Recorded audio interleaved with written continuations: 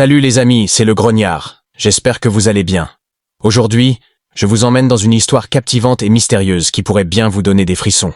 Cette histoire se déroule dans un village oublié du temps, Ravenswood, où des murmures dans l'ombre révéleront des secrets que personne n'aurait jamais dû découvrir. Alors, installez-vous confortablement, éteignez les lumières si vous osez, et plongeons ensemble dans cette histoire troublante. Croyez-moi, vous ne verrez pas la fin venir. Introduction. Dans une région reculée du Massachusetts, il existe un village oublié du temps, isolé par une forêt dense et sombre. Peu de gens en parlent, et ceux qui s'y rendent n'en reviennent jamais tout à fait les mêmes. On l'appelle Ravenswood, une petite communauté, à peine visible sur une carte, où les secrets semblent s'accumuler comme la poussière dans une vieille maison. Et c'est là qu'un groupe de citadins a décidé de passer un week-end, sans savoir qu'ils allaient être réveillés quelque chose qui aurait dû rester enterré. Chapitre 1, l'arrivée. Ils étaient 6 amis, tous d'une trentaine d'années, à vouloir s'éloigner de l'agitation de la ville. Sarah, journaliste curieuse et toujours en quête d'une histoire. Mike, l'architecte sceptique et rationnel. Lisa, l'infirmière empathique. Paul, le photographe passionné de lieux abandonnés. Emily et Thomas, un couple inséparable, tous deux historiens amateurs fascinés par les mystères du passé. Leur destination ? Une vieille auberge au cœur de Ravenswood, dont Emily avait entendu parler dans un article obscur. Elle disait que l'endroit avait autrefois abrité des rituels mystérieux et que ses habitants avaient une réputation de silence étrange. Pour Emily, c'était une opportunité de découvrir une histoire oubliée. Pour les autres, c'était un simple week-end de détente. Du moins, c'est ce qu'ils pensaient. Dès leur arrivée, ils sentirent quelque chose d'inhabituel. Les rues étaient désertes. Les maisons semblaient abandonnées, mais certaines avaient des rideaux légèrement tirés, laissant entrevoir des silhouettes immobiles. Il n'y avait aucun bruit, pas même celui des oiseaux. On dirait que le village est figé dans le temps, murmura Lisa en frissonnant. La vieille auberge se dressait au bout de la rue principale, un bâtiment en bois rongé par les intempéries, mais qui semblait tenir debout par une sorte de force invisible. Chapitre 2, les premiers signes. La nuit tombée, alors qu'ils s'installèrent dans l'auberge, des bruits inhabituels commencèrent. Des chuchotements. D'abord faibles, presque imperceptibles, mais de plus en plus clairs à mesure que le silence se faisait oppressant. « C'est sûrement le vent », dit Mike, en tentant de rassurer le groupe. Mais il ne pouvait cacher sa nervosité. Paul, toujours à l'affût de l'extraordinaire, commença à prendre des photos. À travers l'objectif, il crut voir des ombres mouvantes dans les coins sombres de la pièce. Il mit cela sur le compte de son imagination, jusqu'à ce qu'une de ses photos montre une silhouette floue derrière Sarah, alors qu'elle était seule. Le lendemain, le groupe décida d'explorer le village. En se promenant dans les rues, ils tombèrent sur une vieille église en ruine où une étrange statue trônait devant l'entrée. Un homme au visage effacé, ses bras tendus comme s'il invitait quelqu'un à le rejoindre. Emily s'approcha de l'inscription gravée à la base. « Ceux qui écoutent les murmures ne repartent jamais. » Chapitre 3, la disparition de Sarah. La nuit suivante, alors que tout le monde dormait, Sarah se réveilla en sursaut.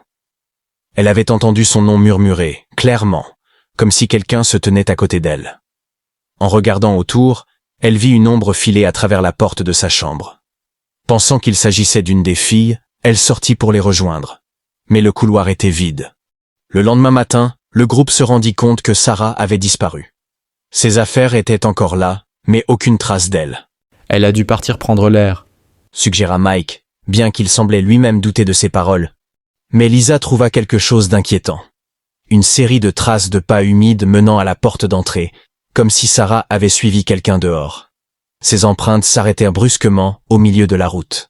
Chapitre 4. Les murmures deviennent des cris. Le groupe décida de rester ensemble pour éviter d'autres disparitions. Mais les choses empirèrent. Les murmures se transformèrent en cris perçants au milieu de la nuit. Des objets bougeaient tout seuls. Paul, en développant ses photos, trouva des visages inconnus, flous et grotesques, derrière chacun des membres du groupe. Mike, le plus sceptique, commença à perdre pied. Il affirma avoir vu Sarah à la fenêtre, lui faisant signe de venir. Mais quand il ouvrit la porte pour la rejoindre, il n'y avait rien. Le groupe trouva finalement un vieux journal dans le grenier de l'auberge, contenant les récits d'un ancien prêtre du village. Il y parlait de rituels secrets menés par les habitants pour piéger les âmes des voyageurs et les offrir à une entité qu'ils appelaient l'ombre. Ils disent que l'ombre murmure aux âmes perdues jusqu'à ce qu'elles se livrent à elle. lut Emily, le visage blême. Chapitre 5. La confrontation. Ils décidèrent de quitter Ravenswood, mais chaque route qu'ils empruntaient les ramenait inévitablement à l'auberge. Les chuchotements devinrent assourdissants, emplissant leur tête de voix familières, des proches disparus ou des souvenirs d'enfance. Thomas perdit son calme et courut dans la forêt, croyant entendre la voix de sa mère décédée. Mike et Lisa tentèrent de le rattraper, mais ils disparurent tous les trois dans les ténèbres. Emily et Paul revinrent à l'auberge, paniqués, et barricadèrent les portes. Ils se tenaient fermement, se promettant de ne pas céder à l'appel des murmures. Mais dans la nuit, Paul entendit la voix de Sarah. « Emily, je dois aller la chercher. Elle est là, je le sais. » dit-il. Emily tenta de l'arrêter, mais il se leva, ouvrit la porte, et disparut dans le noir. Chapitre 6. La fin mystérieuse. Emily, désormais seule, s'assit dans un coin de la pièce, les genoux ramenés contre sa poitrine, écoutant les murmures qui semblèrent devenir des hurlements. Mais soudain, tout s'arrêta. Le silence revint, lourd et oppressant. Au matin, un groupe de randonneurs trouva l'auberge vide. Pas une seule trace d'Emily, ni des autres. Mais sur le sol de la pièce principale, ils découvrirent un mot gravé dans le bois, comme si quelqu'un l'avait écrit avec ses doigts ensanglantés. Écoutez les murmures. Épilogue. Ravenwood demeure aujourd'hui un mystère. Les photos de Paul, retrouvées dans son appareil abandonné, montrent des ombres spectrales entourant les membres du groupe, et une dernière photo d'Emily, regardant directement l'objectif, avec un sourire énigmatique. Personne ne sait ce qui s'est réellement passé, mais ceux qui osent parler de Ravenwood disent encore entendre des chuchotements dans les bois lorsque le vent souffle fort. Voilà les amis, c'est la fin de cette histoire mystérieuse de Ravenswood. Alors, qu'en pensez-vous? Réalité ou pure légende urbaine? Dites-moi tout en commentaire. Si l'histoire vous a plu, pensez à liker cette vidéo et à vous abonner pour ne rien rater des prochaines.